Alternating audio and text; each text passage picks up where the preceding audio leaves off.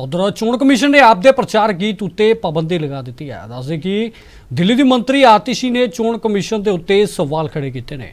ਮੰਤਰੀ ਆਤਿਸ਼ੀ ਮਾਰਲੀਨਾ ਨੇ ਕਿਹਾ ਹੈ ਕਿ ਤਾਨਾਸ਼ਾਹ ਇੱਕ ਗੀਤ ਤੋਂ ਡਰ ਗਿਆ ਹੈ। ਉਹਨਾਂ ਕਿਹਾ ਹੈ ਕਿ ਇਹ ਪਹਿਲੀ ਵਾਰ ਹੋਵੇਗਾ ਜਦੋਂ ਚੋਣ ਕਮਿਸ਼ਨ ਨੇ ਕਿਸੇ ਪਾਰਟੀ ਦੇ ਚੋਣ ਗੀਤ ਉੱਤੇ ਪਾਬੰਦੀ ਲਗਾਈ ਹੋਵੇ। ਪਰ ਆਮ ਆਦਮੀ ਪਾਰਟੀ ਦੇ ਪ੍ਰਚਾਰ ਗੀਤ ਵਿੱਚ ਕਿਤੇ ਵੀ ਭਾਜਪਾ ਦਾ ਜ਼ਿਕਰ ਨਹੀਂ ਹੈ। उन्होंने कहा कि असीं तानाशाही दे नाल लड़न की गल कीती है तो उत्थे ही साडे प्रचार गीत दे विच किते भी चोण जाब्ते की उलंघना नहीं है। उन्होंने कहा अजिहा ना होवे कि आउण वाले दिनां च चोण कमिशन नूं इस तरह याद किया जाए। तोती 2024 दीआं चोणां च लोकतंत्र खत्म हो गया है तो 2024 दीआं चोणां च भारत दा चोण कमिशन निरपक्ष नहीं रहा। उन्होंने कहा कि 2024 च भारत की चोण पाकिस्तान की चोण बन गई है ਤੇ ਕਮਿਸ਼ਨ ਵਿਰੋਧੀ ਧਿਰ ਦਾ ਪ੍ਰਚਾਰ ਹੈ ਕਿ ਭਾਜਪਾ ਵੱਲੋਂ ਜ਼ਾਬਤੇ ਦੀ ਉਲੰਘਣਾ ਕੀਤੀ ਜਾ ਰਹੀ ਹੈ। ਤਾਂ ਹੋਰ ਉਹਨਾਂ ਕੀ ਕੁਝ ਕਿਹਾ हम जानते हैं।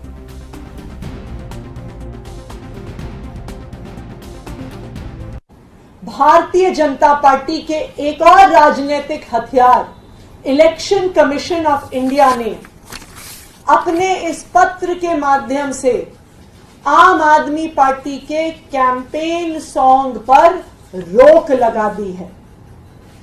ये भारत के इतिहास में पहली बार हुआ होगा कि किसी पार्टी के कैंपेन सॉन्ग पर इलेक्शन कमीशन ऑफ इंडिया ने रोक लगाई होगी।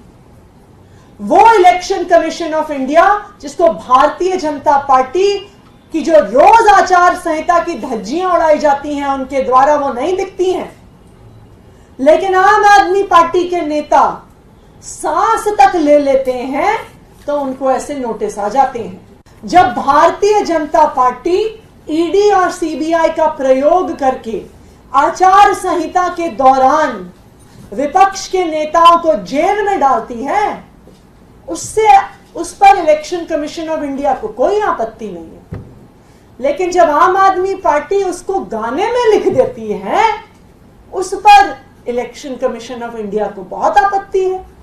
वो कहते हैं कि जेल का जवाब वोट से देंगे, ये रूलिंग पार्टी को और एजेंसीज को बहुत पुअर लाइट में दिखाता है। आप सीबीआई के हेड को नहीं बदलेंगे, आप ईडी के डायरेक्टर को चुनाव के दौरान नहीं बदलेंगे, आप इनकम टैक्स के डायरेक्टर को, अध्यक्ष को चुनाव के दौरान नहीं बदलेंगे, उनके विपक्ष पर हमले को नहीं रोकेंगे। लेकिन अगर कोई प्रचार में कह दे कि झूठी गिरफ्तारियां हो रही हैं तो ईसीआई को उससे ऑब्जेक्शन है। जब भारतीय जनता पार्टी की वॉशिंग मशीन चलती है, जब भारतीय जनता पार्टी में एक एक करके जो विपक्ष के नेता जाते हैं, उनके ईडी के, सीबीआई के, इकोनॉमिक ऑफेंसेस विंग के, एंटी करप्शन ब्यूरो के केस बंद हो जाते हैं, उसमें इलेक्शन कमीशन ऑफ इंडिया को कोई आपत्ति नहीं है। लेकिन अगर उसके बारे में कैंपेन सॉन्ग में जिक्र हो जाता है तो उस पर इलेक्शन कमीशन ऑफ इंडिया आपत्ति जताता है, कहता है कि ये बात तो अपने कैंपेन में, प्रचार में इस्तेमाल करना गलत है।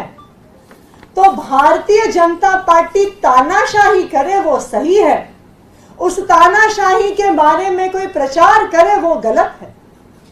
और सबसे मजेदार बात, आम आदमी पार्टी का कैंपेन सॉन्ग जेल का जवाब वोट से देंगे, उस पूरे गाने में कहीं पर भी भारतीय जनता पार्टी का नाम नहीं है।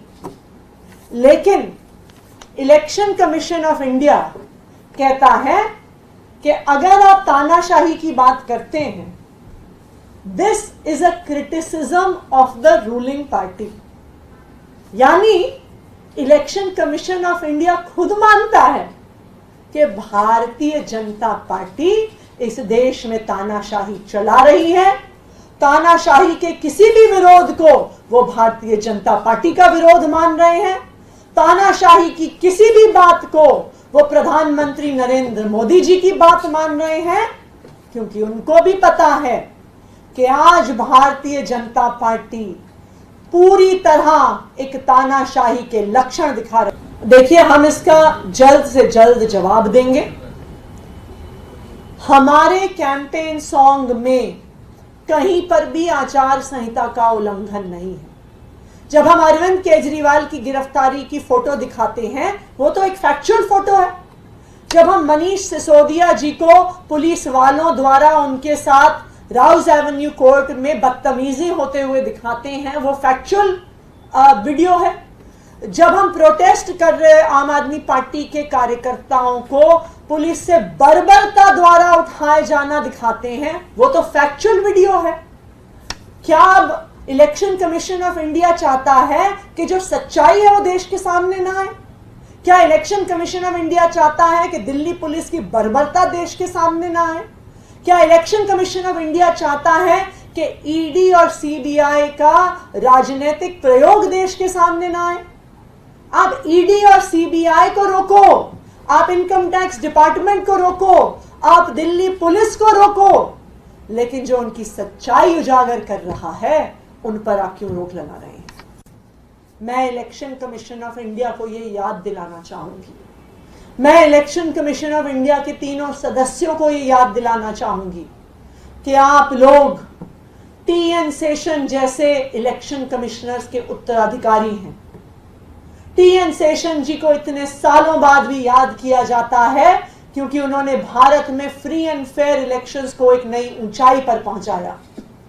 मैं आज के इलेक्शन कमिश्नर से ये अपील करती हूं, मैं चाहती हूं कि ऐसा ना हो कि कुछ साल बाद 2024 के इलेक्शन को याद किया जाए कि ये वो इलेक्शन था जिसमें भारत का लोकतंत्र खत्म हो गया। ये वो इलेक्शन था जिसमें election commission of India neutral नहीं रही। ये वो इलेक्शन था जिसमें election commission of India Bharatiya Janata party का एक राजनीतिक हथियार बन गई, और ये वो इलेक्शन था जिसमें भारत का चुनाव पाकिस्तान का चुनाव बन गया। तो मैं इलेक्शन कमीशन ऑफ इंडिया से ये अपील करूंगी कि जो भारतीय जनता पार्टी रोज आचार संहिता की धज्जियां उड़ा रही हैं उस पर भी ध्यान दीजिए, और विपक्ष का प्रचार रोकने का जो आप काम कर रहे हैं